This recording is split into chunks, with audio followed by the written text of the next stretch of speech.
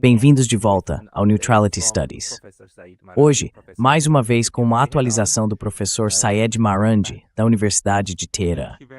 Syed, bem-vindo de volta. Muito obrigado pelo convite. É sempre um grande prazer, Pascal. É ótimo ter você aqui novamente. Hoje é quarta-feira, 13 de maio. Está perto da hora do almoço em Teherã e estamos aguardando a visita de Donald Trump à China para se encontrar com Xi Jinping. Também estamos ouvindo que, aparentemente, nas negociações, os Estados Unidos rejeitaram todas as propostas feitas pelo Irã. Você pode nos dar uma avaliação de como está a situação neste momento?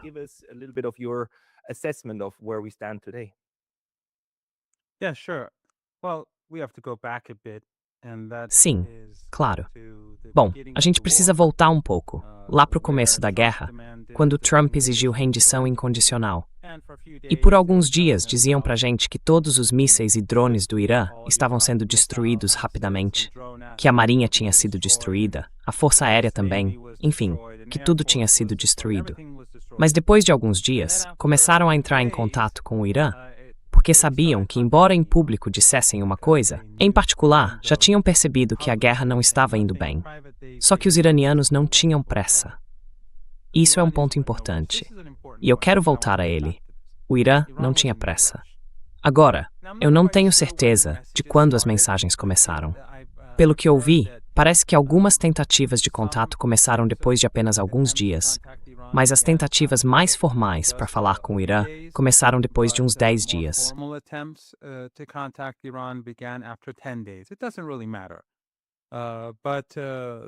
Isso, na verdade, não importa muito. Mas o fato é que o Irã não respondeu. E os iranianos só começaram mesmo a reagir depois de um mês de guerra. E o motivo foi que o Irã tinha se preparado para uma guerra longa, uma guerra que duraria até o ano seguinte. Mas no fim das contas, o Trump, como você deve lembrar, aceitou o plano iraniano de 10 pontos como base para as negociações. Agora, o Irã sabia que ele não era sincero. As pessoas no Irã acompanham as postagens dele no Truth Social, veem o que ele diz. Ele se contradiz depois de 5 minutos, às vezes depois de 10. Não é alguém em quem dá para confiar. Mas para o Irã, foi uma vitória simbólica. O mundo zombou do Trump, e a coisa ficou tão feia que a porta-voz dele acabou dizendo não, a gente jogou aquele plano de 10 pontos no lixo.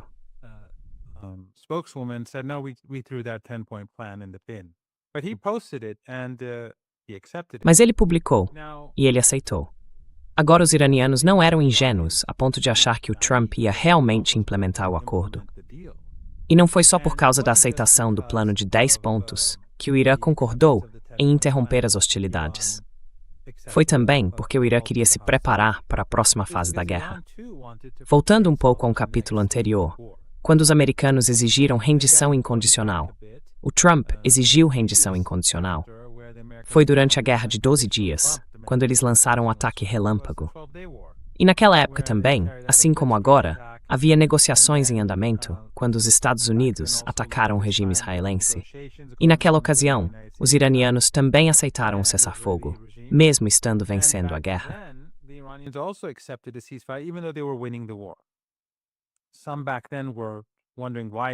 Naquela época, alguns se perguntavam por que o Irã fez aquilo. Mas foi porque os iranianos perceberam que, durante a guerra de 12 dias, eles tinham muitas deficiências, mesmo tendo vencido a guerra. E Netanyahu estava desesperado por um cessar-fogo. Só que o Irã queria outra coisa. O Irã não travava uma guerra havia décadas. E isso foi lá atrás, em 1980. Os americanos, que incentivaram Saddam Hussein a invadir o nosso país, deram a ele armas químicas e tudo mais. Mas naquela época, os iranianos se prepararam rapidamente, porque sabiam que se a guerra continuasse, os americanos acabariam entrando. Então o Irã precisava se preparar para uma guerra maior e aprender com as lições da Guerra de 12 Dias. Desta vez, foi a mesma coisa. Os iranianos estavam enfrentando o império inteiro.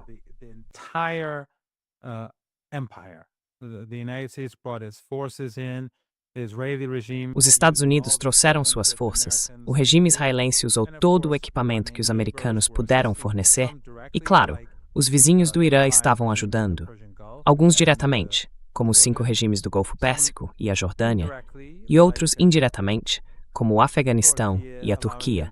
que permitiram o uso do seu espaço aéreo e de suas bases para a coleta de informações. A República do Azerbaijão também colaborou, cada um à sua maneira. Então, essa ampla coalizão, e claro, o Ocidente coletivo apoiava Trump, mesmo sem lutar diretamente, porque não tinha capacidade para isso. Eles estão enfraquecidos, e depois da Ucrânia, simplesmente não têm mais o poder que talvez tivessem na época da Guerra Fria.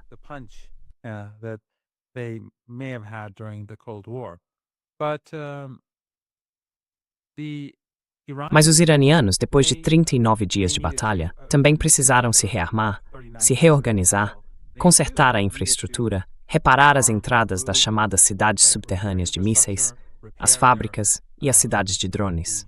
E agora, aos poucos, a gente vê a mídia ocidental admitindo, pelo menos em parte, o que já tínhamos comentado antes, que as capacidades de mísseis e drones do Irã continuam praticamente intactas. Na verdade, não é 70%. Hoje, os iranianos estão mais bem equipados do que estavam antes da guerra. E o motivo é que as fábricas deles, que ficam no subsolo, continuam todas intactas. Além disso, no começo da guerra, como você deve lembrar, o Irã estava usando principalmente mísseis e drones antigos.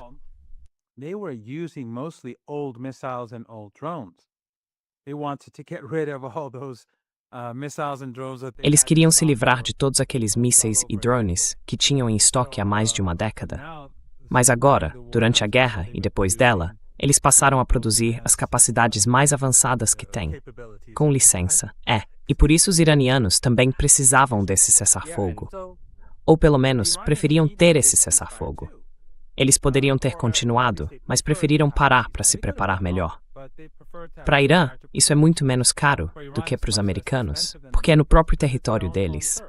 E além disso, foi uma oportunidade para a comunidade internacional ver que o Irã era o lado que estava agindo de forma responsável.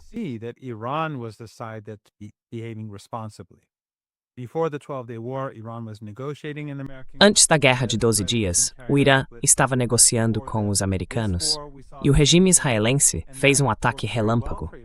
Antes dessa guerra, vimos a mesma coisa, e isso funcionou muito bem para o Irã, porque o mundo inteiro viu os americanos como os agressores. Mesmo aquelas pessoas que não acompanham as notícias, diferente dos seus telespectadores, que são claramente pessoas muito atentas à política, muita gente, a maioria das pessoas no mundo, tem menos oportunidade ou menos interesse em acompanhar os detalhes. Então essas coisas são importantes para fazer com que pessoas no mundo todo, e até governos, apesar da pressão ocidental, acabem se inclinando na sua direção.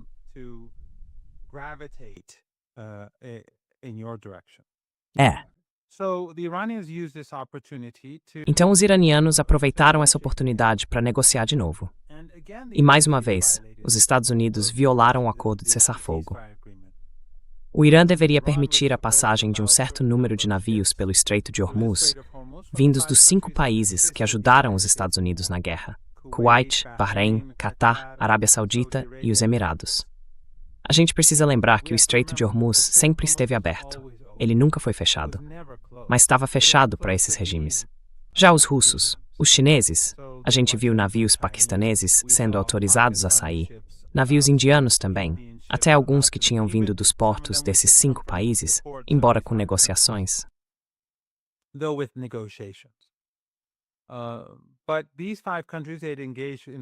Mas esses 5 países tinham entrado em guerra com o Irã, então o Irã estava impedindo, em grande parte, que eles saíssem ou exportassem, e com razão.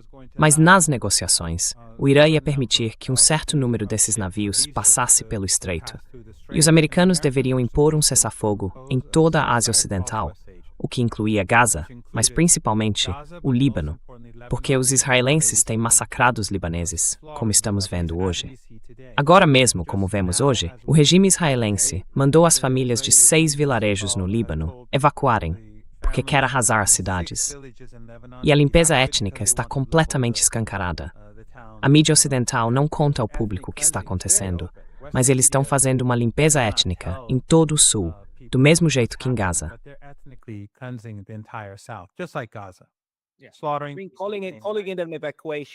Chamar isso de evacuação é só um jeito bonito de dizer, tipo limpeza étnica. Estão preocupados com vidas, então chamam de evacuação. Não. isso é uma ordem de despejo. E claro que esses lugares vão ser destruídos. Como a gente já viu, até casas comuns, hospitais e tudo mais vão ser arrasados, certo? Tornar o lugar inabitável, igual a Gaza. Make it uninhabitable, just like Gaza. Mas você não vai ver isso na grande mídia ocidental. Talvez um ou outro veículo fale rapidamente sobre o assunto, publique algum artigo, mas logo a atenção é desviada de propósito para outro lugar. Esse é um ponto realmente interessante. E desculpa por me afastar um pouco da pergunta, eu acabo me alongando aqui. Mas em Gaza, a mídia ocidental sempre dizia: não podemos confirmar nada porque não temos presença lá. E com isso, criavam uma desculpa para permitir que os israelenses continuassem o genocídio. Já aqui, em Beirute, a presença da mídia ocidental é maior do que em qualquer outro país árabe. Beirut is more than in any other Arab country. Historically speaking, they've always had a very... Historicamente, eles sempre tiveram uma presença muito forte em Beirute. Eu morei no Líbano, então eu conheço essas pessoas. Já estive nos escritórios deles, já fui entrevistado. Aqui eles não são melhores. São tão sinistros quanto porque sabem o que está acontecendo. Sabem que está acontecendo uma limpeza étnica. Sabem que motoristas de ambulância e socorristas estão sendo atacados de propósito todos os dias. O regime israelense tem uma obsessão particular em atacar socorristas. Já bombardearam bem mais de 100. E há poucas horas, mataram mais alguns. Eles estão caçando socorristas e motoristas de ambulância.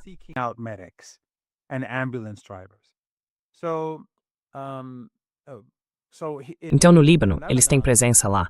Têm contatos locais, produtores, motoristas, sabem exatamente o que está acontecendo.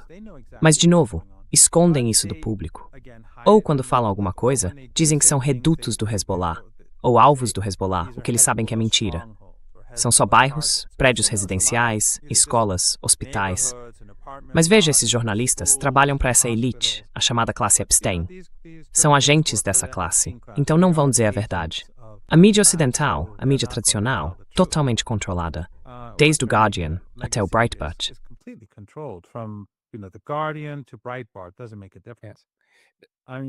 Não faz diferença.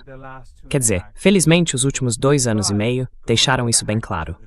Mas voltando à pergunta, e peço desculpas por me desviar, os iranianos aproveitaram essa oportunidade de cessar-fogo para deixar alguns navios passarem. Era para ver um cessar-fogo. E o que aconteceu? Netanyahu começou a bombardear o Líbano de forma massiva para acabar com o cessar-fogo. Aí o Irã disse: bom, então não vamos deixar esses navios passarem, porque isso é uma via de mão dupla. Você faz uma coisa, a gente faz outra. No fim, pressionaram Netanyahu para aceitar um cessar-fogo, que fracassou, durou pouquíssimo tempo, e ele voltou a massacrar os libaneses em menos de 48 horas. Mas durante aquele período, o Irã disse: tudo bem, vamos deixar os navios passarem.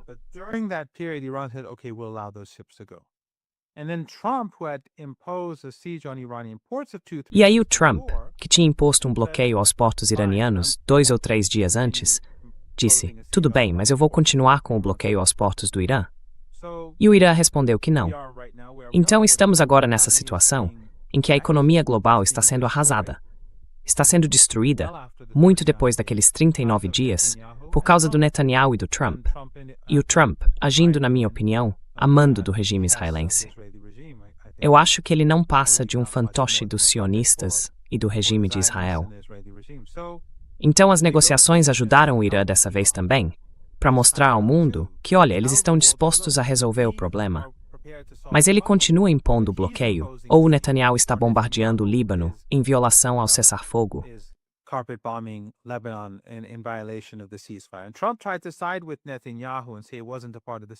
E o Trump tentou ficar do lado do Netanyahu e dizer que aquilo não fazia parte do cessar-fogo, mas o mediador paquistanês disse que fazia, sim. Então as negociações com o Irã são importantes.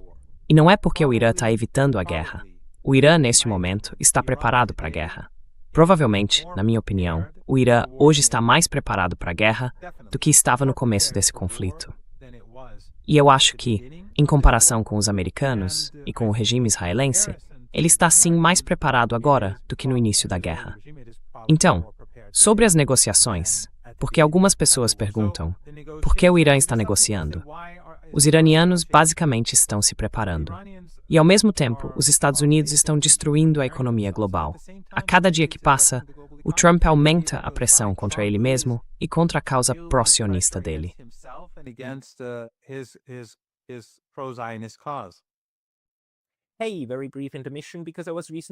Ei, uma pausa bem rápida, porque eu fui banido do YouTube recentemente. E embora eu já tenha voltado, isso pode acontecer de novo a qualquer momento. Então, por favor, pense em se inscrever não só aqui, mas também na minha lista de e-mails no Substack. É pascalotas.substack.com. O link vai estar na descrição aqui embaixo. Agora, voltando ao vídeo. E não vamos esquecer, quer dizer, por que o Irã não negociaria? Se o Irã pode conseguir, por meio de negociações, o que quer, então por que não, certo? Como diria o velho Clausewitz, se a guerra é a continuação da política por outros meios, então a política é a continuação da guerra por outros meios, não é? Então, por que não? E na verdade, temos alguns desdobramentos bem interessantes. Por um lado, hoje a gente leu no New York Times, veja só, que a inteligência dos Estados Unidos mostra que o Irã ainda mantém uma capacidade significativa de mísseis, cerca de 70%.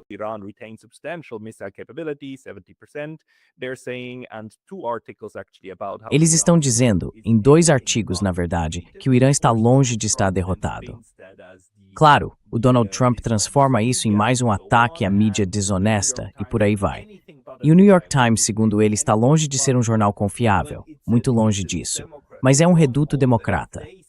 E se até eles dizem isso, veja bem, a gente tem muitos democratas que adoram a ideia de uma guerra com o Irã. Então, se até eles falam isso, mostra que em alguns setores dos Estados Unidos já tem gente tentando fazer uma avaliação mais objetiva. E outra coisa que a gente viu, claro, da última vez que conversamos, você me disse, Pascal, se os países do Golfo, os 5 estados do Golfo, declarassem neutralidade e realmente fechassem seu espaço aéreo e seus portos para os Estados Unidos, essa guerra acabaria.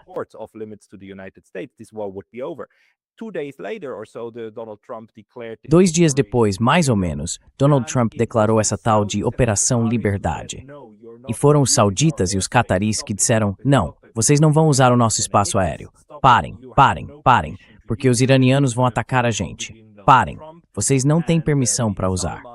Nem mesmo uma ligação entre Donald Trump e Bin Salman resolveu isso.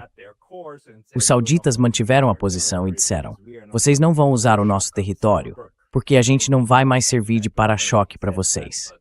Quer dizer, não sei se ele usou exatamente essas palavras, mas essa foi basicamente a mensagem que a gente recebeu. O que você acha agora desse movimento dos países do Golfo? Parece que está acontecendo um processo de aprendizado, mesmo que não dentro da Casa Branca. Parece que há um aprendizado acontecendo no ambiente político mais amplo.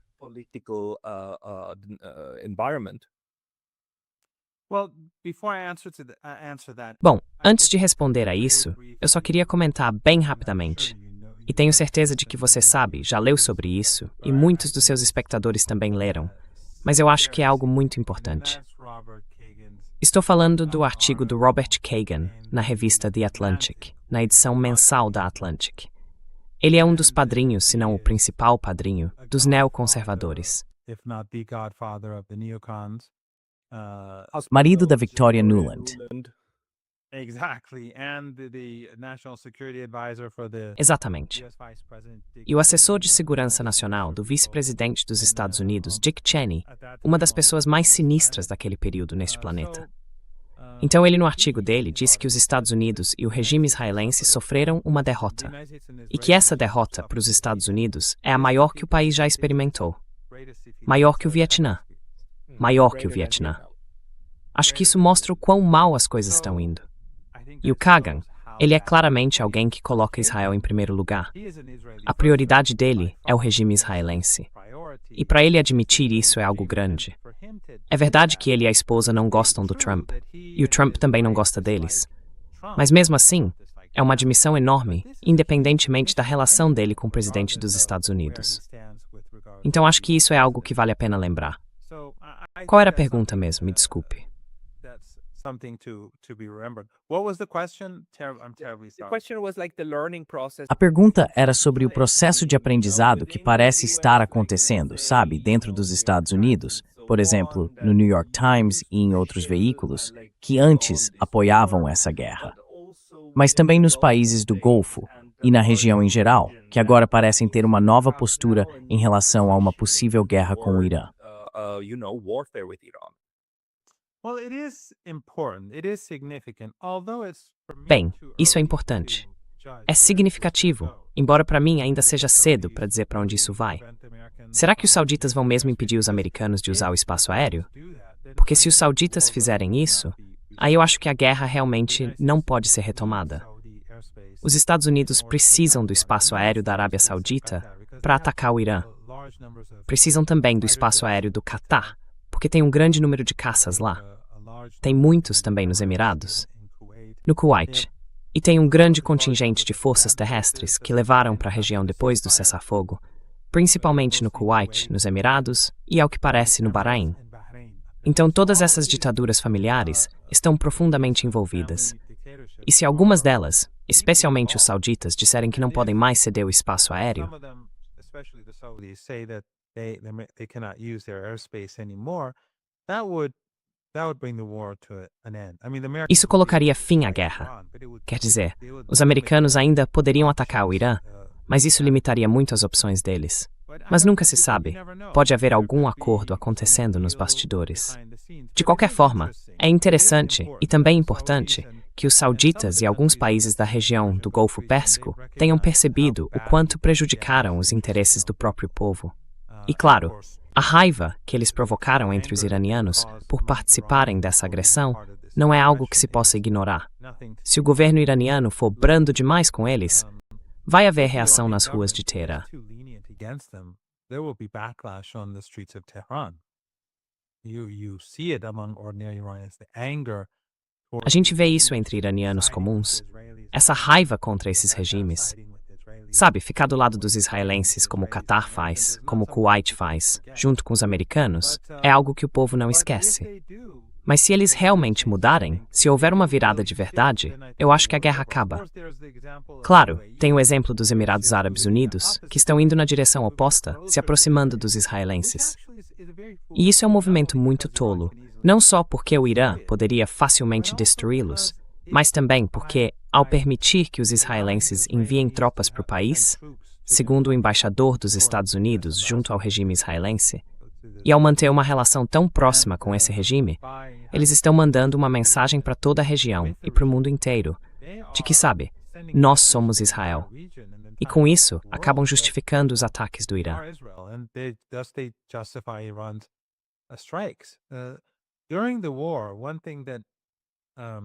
Durante a guerra, uma coisa que chamou muito a atenção foi que em todo o mundo árabe, apesar de a mídia árabe ser controlada por essas ditaduras, Al Jazeera pertence ao regime, e mesmo sendo mais profissional que a maioria, ainda é uma ferramenta do regime do Catar. Al Arabiya e todas as outras têm impérios de mídia enormes, todas elas em árabe. E não é só televisão, tem todo tipo de coisa. Eles financiam esses chamados centros wahhabitas, financiam vários tipos de instituições. Tem muita gente na folha de pagamento, em todos esses países. E mesmo assim, apesar de estarem basicamente repetindo a narrativa ocidental contra o Irã, as pessoas nas ruas em todo o mundo árabe estavam torcendo pelo Irã quando o Irã atacava os regimes deles.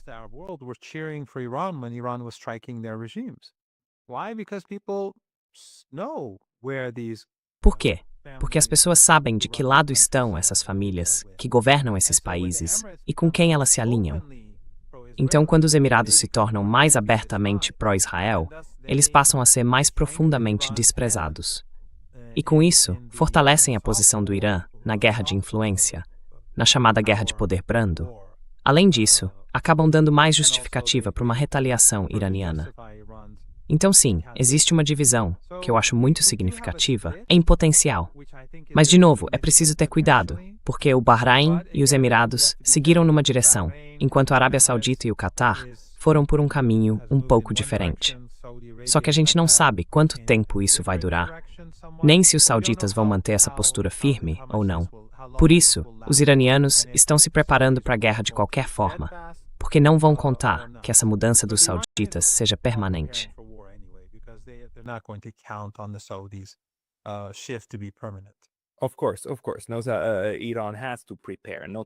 Claro, claro. O Irã precisa se preparar. Não para começar, mas para se preparar para isso. Mas a questão é, a Arábia Saudita tem um papel bem importante em tudo isso, certo? É meio que uma peça central na região. E a gente teve aquele outro artigo interessante esqueci o nome. Ah, sim, o Sr. Faisal, que foi diretor da agência saudita. E ele basicamente construiu essa narrativa. Claro, você sabe, Israel está tentando nos levar à destruição e por aí vai. Então, quanto peso você dá para uma opinião como a dele, expressa publicamente desse jeito?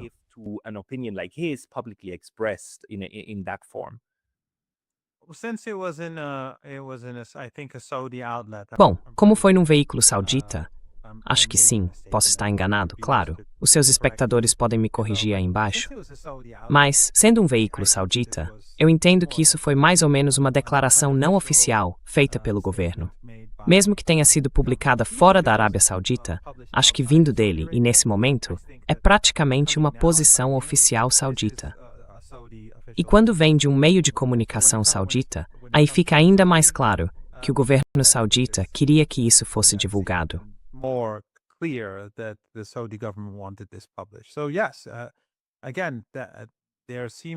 Então sim, de novo, parece que há um sinal de que a Arábia Saudita reconhece que perdeu feio. E o motivo é que os sauditas e esses regimes árabes, assim como os Estados Unidos e o regime israelense, achavam que os Estados Unidos venceriam essa guerra em poucos dias, que o Irã seria destruído ou severamente derrotado e que eles poderiam fingir neutralidade e sair ilesos disso. Mas eles erraram feio no cálculo. Quer dizer, Pascal, não só os inimigos do Irã, os amigos do Irã também erraram. Na China, na Rússia e em outros lugares, muitos analistas ficaram muito apreensivos nos primeiros dias, na primeira semana.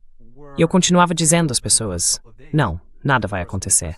And I kept telling people that no, nothing's going to happen. I had no doubt Iran would come out on top. Desde o começo, eu não tive dúvida de que o Irã sairia por cima.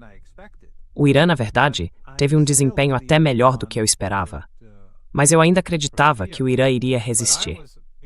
Só que dava para perceber que essas pessoas, esses amigos, também achavam que, sabe, o Irã provavelmente não iria sobreviver, ou que os Estados Unidos acabariam conseguindo o que queriam. Então, é claro, quando até os amigos do Irã, que conhecem bem o país, são tão influenciados pelas narrativas ocidentais, pelas narrativas de think tanks, da mídia e da elite do tipo Epstein, dá para imaginar como esses aliados dos Estados Unidos na região do Golfo Pérsico também acabaram calculando errado. Tudo isso se baseou num grande erro de cálculo. Eles acharam que sairiam impunes de todos esses crimes, mas o resultado foi bem diferente. But it turned out to be very different. Eu acho que a maior surpresa para todo mundo, tanto para os inimigos quanto para os amigos do Irã, é justamente o fato de que o Irã construiu uma estratégia em torno da ideia de que eles estão dispostos a morrer. Quer dizer, de cima a baixo, todo mundo está disposto a morrer. E isso é algo que, na minha opinião, poucos outros lugares no mundo realmente basearam toda a sua estratégia de guerra. Então, para mim, essa é uma das maiores surpresas. Mas aí vem a questão. O que você acha do problema nuclear, que ainda persiste? O Irã já disse várias vezes, nós não queremos uma bomba nuclear, ponto final. Eles estão dispostos a assinar isso, assim como fizeram com o acordo nuclear, o JCPOA, certo? Assim como o Irã fez antes. Uma bomba nuclear não é algo que o Irã realmente queira. Então, tudo bem.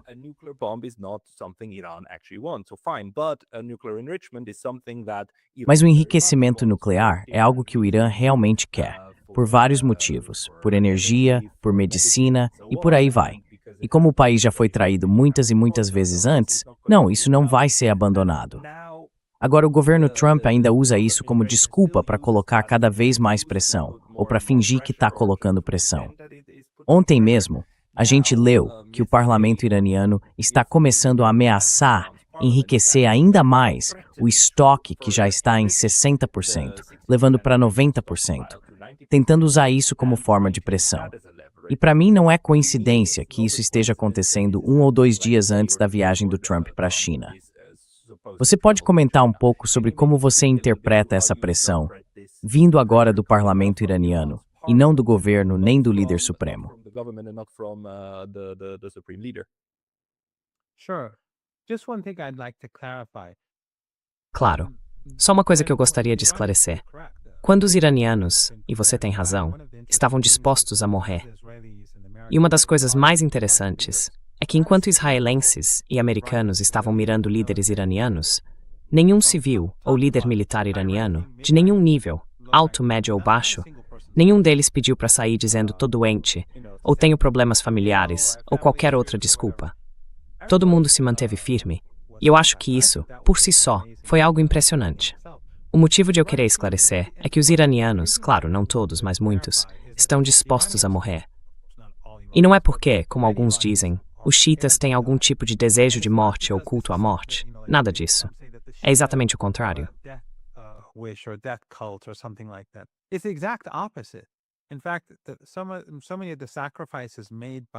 Na verdade, muitos dos sacrifícios feitos pelo Hezbollah, pelo Ansarullah no Iêmen, ou pelos iranianos, têm suas raízes na ideia de garantir que as crianças palestinas sobrevivam. Então, de certa forma, eles celebram a vida, mas estão dispostos a fazer o sacrifício máximo para enfrentar a injustiça. E esse é um tema muito, muito importante na ideologia e na cultura xiita, enfrentar os opressores e apoiar os oprimidos. Tem um livro muito bom. Eu lembro que já mencionei no seu programa, e também em vários outros lugares, chamado Going to Tehran, de Flint e Hilary Leverett. É um livro que as pessoas realmente deveriam ler, especialmente nas circunstâncias atuais. Mas tem outro livro que eu também recomendo, chamado Resistance, do Alastair Crooke. Não sei se você já o recebeu no seu programa, mas esse também vale muito a pena ler.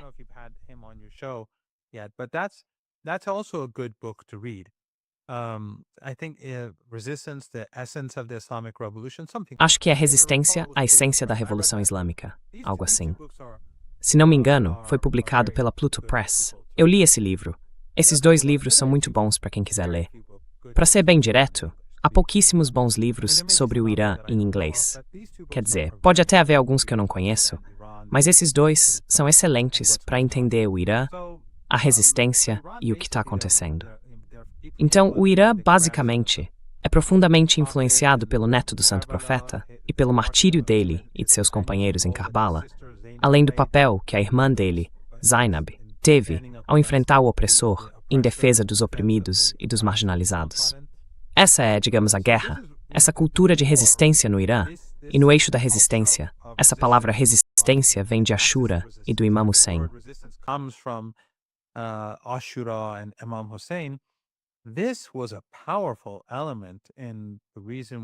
Esse foi um elemento muito importante no motivo pelo qual o Irã venceu essa guerra. Foi algo decisivo. Mas também conta muito o gênio da liderança iraniana, tanto política quanto militar, nas últimas décadas, ao desenvolver uma doutrina militar capaz de derrotar um inimigo muito mais poderoso. As cidades subterrâneas, as cidades de drones subterrâneas, as cidades de mísseis, as fábricas, todo o modo como isso foi planejado pelo país, com tecnologia própria, para lutar essa guerra. Eles poderiam ter gasto fortunas em armas convencionais, mas sabiam que isso não funcionaria. E estão ainda mais preparados para operações terrestres do que para essa guerra de mísseis. Eles estão esperando os americanos entrarem em terra, porque também vêm se preparando para isso há décadas.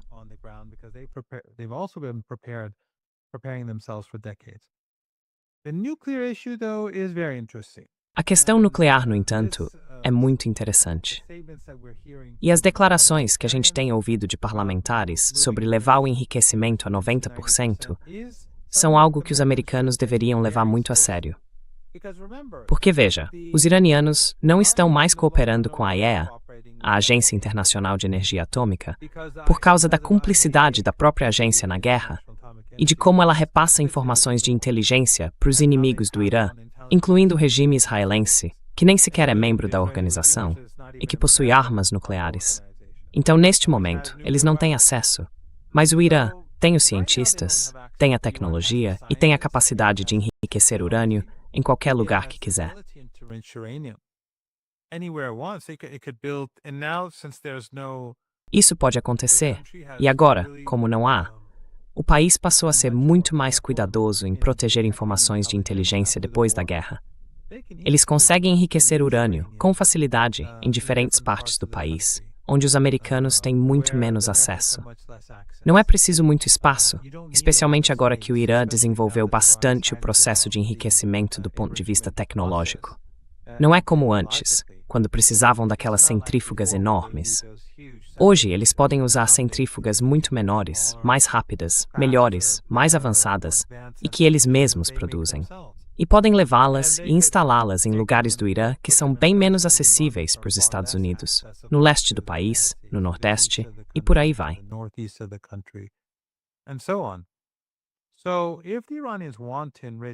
Então, se os iranianos quiserem enriquecer urânio a 90%, eles podem fazer isso. Eles nem precisam pegar o urânio que já está a 60% e levar até 90%.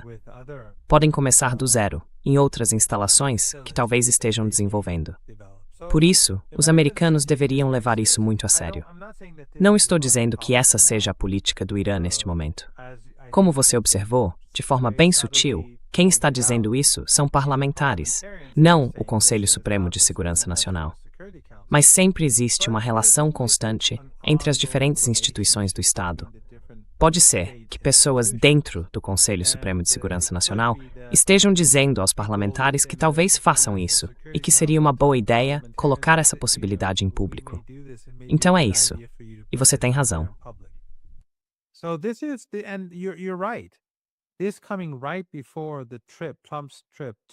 Isso acontecendo bem antes da viagem, a viagem do Trump a Pequim, eu acho que tem um significado próprio. Várias coisas. Quero dizer, a viagem do Dr. Adolf Xi a Pequim na semana passada foi muito importante. Foi uma viagem muito boa. As declarações feitas por parlamentares, mas também outras declarações de líderes iranianos sobre atacar os Estados Unidos, atacar o regime israelense nos últimos dias, eu acho que tem a intenção de mandar um recado para o Trump. O Irã está pronto para a guerra. O Irã, desde o começo, planejou uma guerra que se estenderia até o ano que vem. Esse sempre foi o plano. E como eu disse, o que o New York Times está dizendo sobre as capacidades do Irã é uma grande subestimação. As capacidades do Irã, hoje, são maiores do que eram no início da guerra, do ponto de vista militar.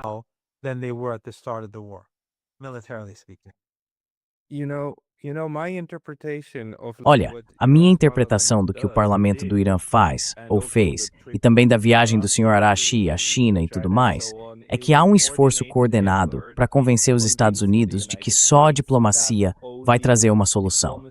É preciso uma solução política. Se você não consegue destruí-los, se não tem capacidade física para eliminar esses materiais, e se não consegue impedir o Irã de desenvolver uma bomba nuclear, a única opção que sobra é um acordo político. E eu fico pensando se isso não vai ser algo que o Xi Jinping também vai tentar mencionar de alguma forma nessa reunião que vai ser muito importante para Donald Trump. É um encontro que mexe muito com o ego dele. Então você acha que o Irã vai fazer novas propostas para os Estados Unidos? Eu fico me perguntando, será que o Irã não devia simplesmente oferecer para o Donald Trump construir uma Trump Tower no centro de Tirã? Quer dizer, essa seria a única coisa a qual ele não conseguiria dizer não. Um prédio com o nome dele na fachada.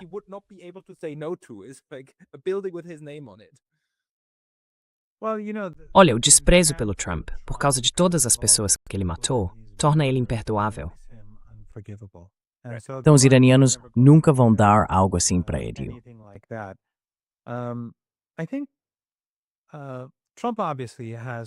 Eu acho que o Trump, claramente, e você já vem discutindo isso no seu programa com outras pessoas, não tem muitas cartas na manga quando vai a Pequim, né? E, obviamente, os chineses não estão nada satisfeitos com o fato de o Trump ter tomado conta da Venezuela, praticamente feito o país refém, e agora está ameaçando fazer o mesmo com Cuba, e, claro, ter conduzido essa guerra contra o Irã. Então, nesse ponto, também não vai ser fácil para o Trump conseguir muito avanço. Já os iranianos acreditam que, no fim das contas, vai haver guerra. Eles acham que o Trump não tem encontrar uma saída. The Iranians have already provided it to him, not through Os iranianos já tinham fornecido isso para ele, não por meio de uma Trump Tower. Mas quando o cessar-fogo foi anunciado, e no fim das contas, quando Netanyahu, apesar da sua sede de sangue, aceitou o cessar-fogo, pelo menos por um dia ou algo assim, os iranianos permitiram que os navios, aqueles navios vindos daqueles 5 regimes, passassem pelo estreito, ou pelo menos alguns deles, alguns dos navios deles. Naquele momento, Trump poderia ter dito, fantástico, e cessar-fogo está funcionando, a stone, o Yewid, ein Zafta, Toinad, mas Sprite, to Anlemd. Minamzu Anaísua. go back to normal. But no, he didn't do that. He said that but I'm preserving the siege on Iranian port. Ele disse que, ao manter o cerco ao porto iraniano, o que é um ato de guerra, em vez de aproveitar a saída diplomática e aceitar o cessar-fogo, ele começou a violar o próprio cessar-fogo. Então, em vez de escolher o caminho que foi oferecido para reduzir a tensão, ele fez o contrário. E agora os Estados Unidos enviaram reforços e mais munição, mesmo com uma escassez enorme, é verdade. Mas ainda assim, mandaram o que tinham, o que estava disponível. E também enviaram tropas terrestres, o que, aliás, como eu já disse, o Irã até prefere, porque está preparado para uma operação em terra.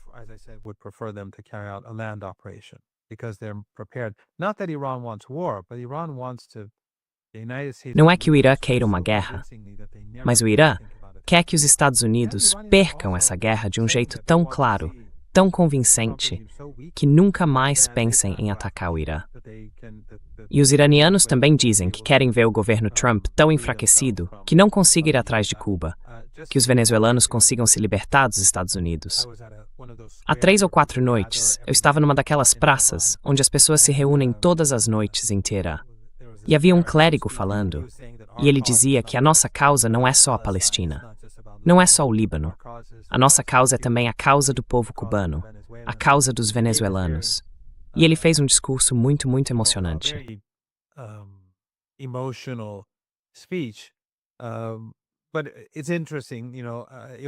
Mas é interessante. Para mim foi muito interessante. Eu até peguei um pouco do que ele disse e coloquei num tweet meu, meio que roubei o tema do discurso dele, a parte que eu estava ouvindo. Mas eu não acho que o Trump tem a capacidade de usar a saída de emergência, digamos assim. Então, eu acho que as chances de uma guerra são altas. E vai ser muito difícil. Não só porque o Irã está preparado, não só porque os recursos dos Estados Unidos estão esgotados, não só porque a economia global está caminhando para um desastre.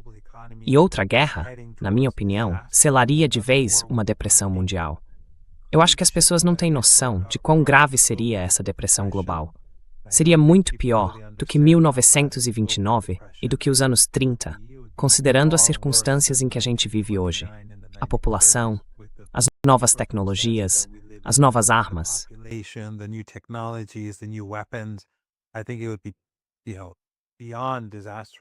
Eu acho que seria, sabe, algo além de desastroso. Mas também por causa do calor. A gente está em meados de maio, e a região do Golfo Pérsico, a Península Arábica, é muito quente e fica perto do mar. É muito úmida. E se os americanos atacarem a infraestrutura crítica do Irã, como Trump já ameaçou tantas vezes, então o Irã vai ter que reagir, tanto contra o regime israelense quanto contra esses aliados no Golfo Pérsico.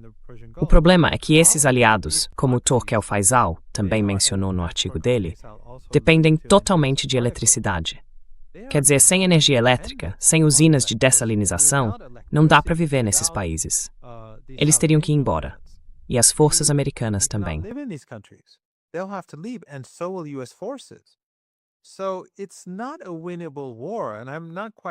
Então, não é uma guerra que possa ser vencida. E eu não tenho certeza se o Trump realmente entende para onde as coisas estão indo.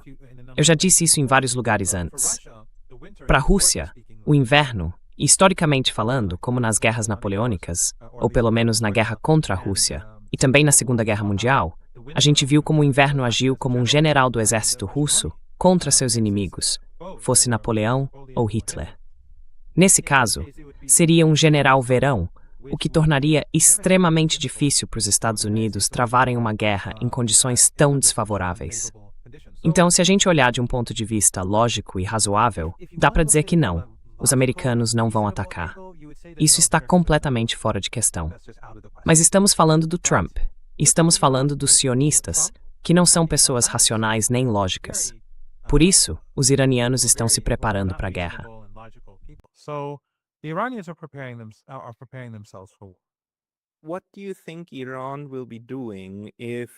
O que você acha que o Irã vai fazer se a decisão for não voltar a uma guerra total, ou seja, sem disparar mísseis em solo iraniano, mas sim manter o bloqueio e esse tipo de guerra de sombra, meio falsa, contra o Irã? Com pequenos ataques, atentados suicidas e, sabe, ainda tentando fornecer armas e outros recursos para pessoas dentro do país, talvez até aquelas coisas do Starlink, como o tipo de ataque que tentaram em janeiro e fracassaram. Mas se decidirem seguir com uma guerra prolongada, um bloqueio prolongado, para sufocar o Irã ao longo do tempo, qual seria a estratégia diante desse cenário?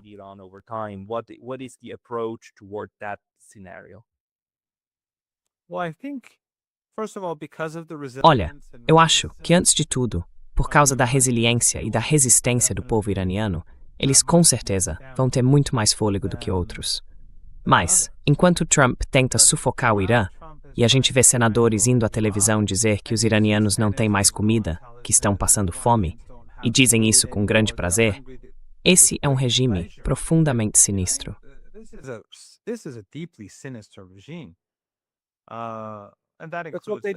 Foi isso que eles fizeram com o Afeganistão. Eles estavam dispostos a provocar uma fome enorme, só para dizer, olha aí o que vocês conseguiram com o Talibã. E por que são vocês que estão matando 500 mil de pessoas?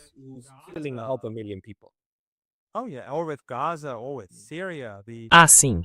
Ou com Gaza, ou com a Síria. A Lei César foi basicamente feita para deixar o povo sírio passar fome. E claro, agora Cuba. O cerco contra Cuba é algo sobre o qual ninguém no Ocidente fala. O que estão fazendo com o povo cubano é bárbaro. Mas de qualquer forma, isso não está funcionando.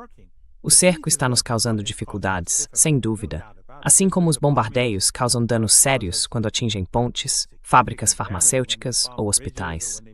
Vai custar caro para o país consertar tudo isso. Prejudica a economia. Mas os iranianos sabem disso, como eu disse, por causa da resistência deles, e também porque está claro que foi o outro lado que impôs essa situação. Então, isso vai acabar criando mais resiliência e resistência entre as pessoas comuns.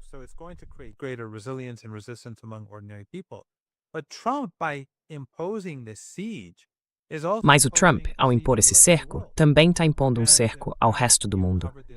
E como você já discutiu com outras pessoas que entendem muito mais do que eu de economia, eu entendo bem pouco, eu só tento ouvir quem realmente sabe do que está falando para ter, digamos, uma noção bem básica da situação. O que está acontecendo no mundo está se deteriorando muito rápido. E agora os preços altos são só sintomas. É como uma febre, que sabe, a gente acha que vai melhorar tomando um remédio. Mas o problema não é a febre. O problema é, sei lá, Deus me livre, o câncer que o paciente tem, ou alguma outra doença mais grave que não aparece na superfície. O que está acontecendo no mundo hoje é muito perigoso.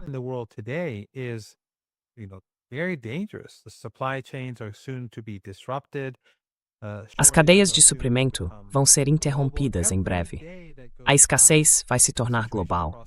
A cada dia que passa, a situação no mundo todo fica mais crítica e as pessoas vão acabar culpando Trump, Netanyahu e o sionismo. Quero dizer, vamos olhar para o país que talvez mais apoiou o regime israelense no sul global, na chamada maioria global. E esse país é a Índia. Há poucas semanas, eu me encontrei com vários jornalistas indianos. Alguns vieram em grupo, outros separadamente. E, pelas conversas que tive com eles, todos disseram que o clima na Índia mudou. No começo, a maioria apoiava o regime israelense, mas por vários motivos isso mudou. E não só por causa do genocídio em Gaza.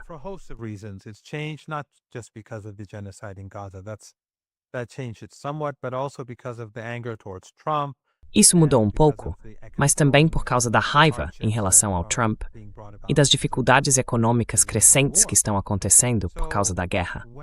Então, quando pessoas no mundo todo culpam o regime israelense por genocídio e o Ocidente também por genocídio, e agora veem que as próprias dificuldades econômicas vêm do sionismo, do regime israelense, do Netanyahu e do Trump, isso vai colocar muita pressão sobre os Estados Unidos.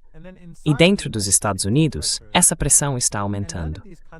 E nenhum desses países ao redor do mundo que não são sancionados, quer dizer, há só alguns países que sofrem sanções, como o Irã, Cuba, o Iêmen e o Hezbollah.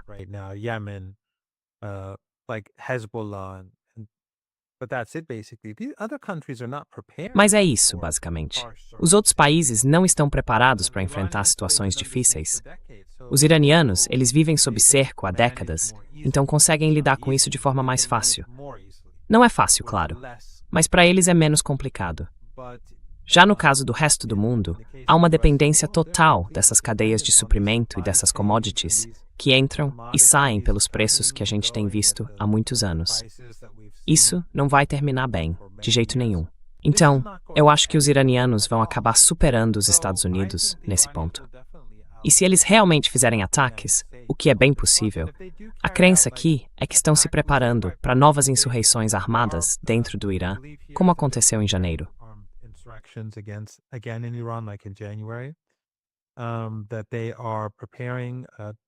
Eles estão preparando grupos terroristas no norte do Iraque e no território controlado pelos curdos, porque essa área é controlada pelo Mossad e pelos Estados Unidos.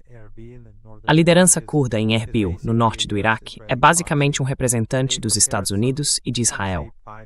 Eles prepararam algo em torno de 5.000 combatentes ou 5.000 terroristas ali para atacar o Irã.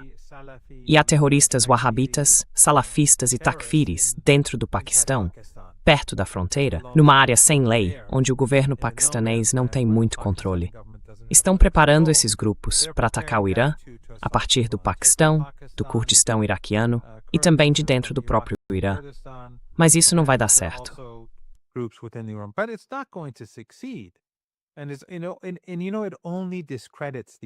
E veja, isso só descredibiliza essas pessoas, porque em toda a região o que se ouve é esses wahhabis, esses salafis, de novo estão trabalhando para os israelenses e para os americanos. E também dizem que esses terroristas ou esses grupos separatistas curdos, seja lá quem for, estão colaborando com os israelenses. Assim como os Emirados, que estão cada vez mais próximos do regime israelense. Eles se prejudicam, se descredibilizam cada vez mais ao seguir por esse caminho. Então, os iranianos estão preparados para isso, mas é algo bem plausível. A crença, no entanto, é que essas capacidades, por mais eficazes que sejam, provavelmente vão ser usadas quando os Estados Unidos atacarem.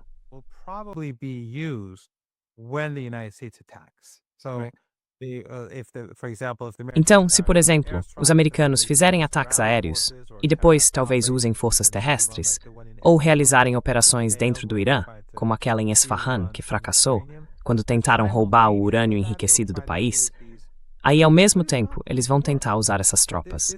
Mas isso não vai funcionar. Isso é só mais uma, digamos, última jogada do Trump, porque ele perdeu e pensa, vamos tentar mais uma vez. Essa é a sensação no Irã, que por desespero, em vez de procurar uma saída, o Trump, para tentar se salvar, vai acabar fazendo alguma loucura. Mas não vai dar certo. Não vai dar certo. Isso só vai piorar as coisas para os Estados Unidos, para a economia global. E mesmo que o Irã sofra alguns danos, no fim das contas, isso vai acabar fortalecendo ainda mais o país em vários aspectos.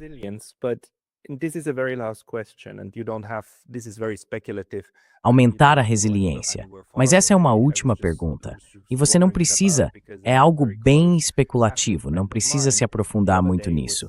Eu só fiquei pensando, porque um amigo afegão muito próximo me disse outro dia que ele esperava que o resultado dessa guerra, e o sucesso, na verdade, do Irã na defesa, também levasse a uma nova valorização do islamismo xiita, que é, claro, muito mais progressista do que o islamismo sunita, e que talvez isso pudesse ter um impacto no mundo islâmico.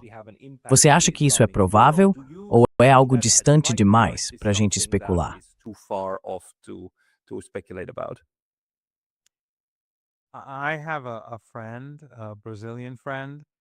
Eu tenho um amigo brasileiro, que me contou que um dos marxistas mais influentes, ele mesmo é marxista, um dos mais importantes marxistas do Brasil, disse para ele, meu amigo é uma pessoa relativamente influente, então ele tem contato com esse meio. Esse marxista brasileiro disse para ele, se o Irã vencer essa guerra, eu me torno xiita. Achei isso fascinante. E depois teve um encontro de grupos de esquerda e marxistas em Xangai. Eu não sei se era uma conferência ou se eles estavam trabalhando em algum projeto.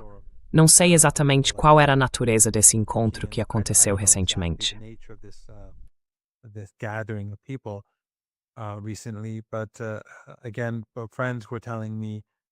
Mas, de novo, amigos me diziam que todo o assunto é sobre o Irã, sobre a resistência e sobre como essa cultura de resistência tem sido tão eficaz. Então, dá para ver uma grande mudança de pensamento em todo o sul global em relação ao Irã.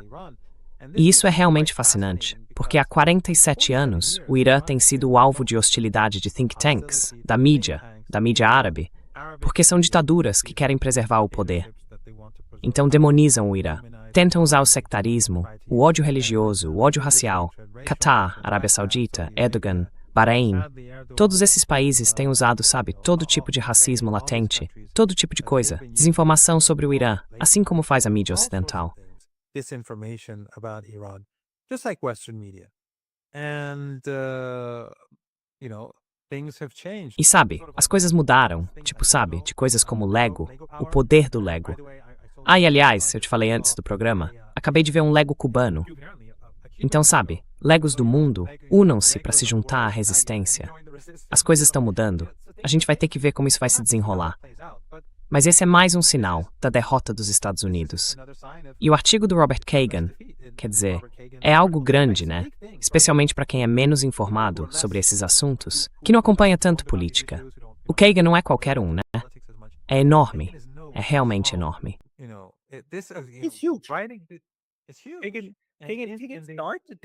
O Kagan começou todo esse negócio de think tank, tipo think tank neocon, lá nos anos 90.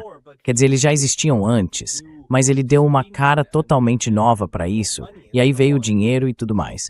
Enfim, ele é meio que o papa dos neocons vivos dessa geração. Exatamente. Então, para ele dizer isso, eu acho realmente impressionante, algo fora do comum. Mas, de qualquer forma, eu não sou pessimista. Eu acho que os próximos dias, os próximos meses, talvez até os próximos anos, vão ser tempos sombrios. Quer dizer, tudo depende das ações dos Estados Unidos. Eu acho que estamos no começo de um período de dificuldades, e as pessoas vão... É difícil até imaginar o que pode acontecer, principalmente nos países mais pobres, no subcontinente indiano, em partes da África, da América Latina e até em países ocidentais também, porque eles já não têm mais uma classe média muito forte.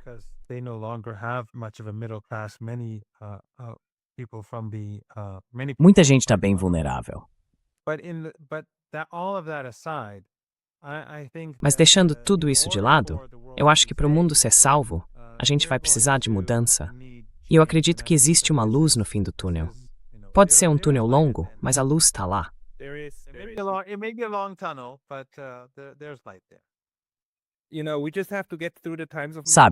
A gente só precisa atravessar esse tempo de monstros. Esse é um ponto. E o outro é que a gente tem que torcer para que a luz no fim do túnel não seja o farol de um trem vindo na nossa direção. Mas vamos terminar com uma nota positiva. Disse Marandit, muito obrigado pelo seu tempo hoje. Muito obrigado por me